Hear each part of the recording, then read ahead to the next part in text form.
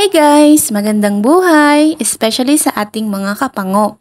At dahil nga busy tayo nitong mga nakaraang buwan, ay ngayon na lang ulit tayo makakagala. Kaya tara at samahan niyo kami ni Sam na pumasyal sa munisipyo ng San Rafael, Bulacan. Ito ngayon ang patok na pasyalan ng mga San Rafaeleños, pati na rin ang karatig bayan ng Bulacan. Sobrang liwanag dahil sa mga Christmas decoration. Ramdam na nga ang Pasko. Merong iba't ibang shape at design ng mga Christmas lights, pati ang mga puno ay meron. Hindi din mawawala ang pa-snow para sa mga bata. At dahil ito nga ay Christmas village, syempre meron din malaking Christmas light. May banda para sa mahilig sa music, may rides tulad ng Vikings para sa matanda, at meron din naman para sa bata. Ang alam ko ay meron din fireworks display ng alas 7 or alas 8 ng gabi. At guys, meron ding bazaar.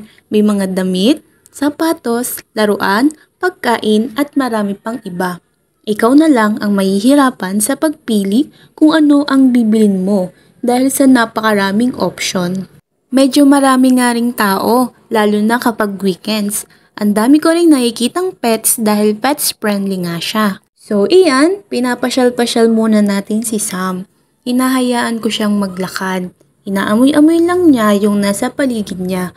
Sobrang excited niya dahil ngayon na lang ulit siya nakagala.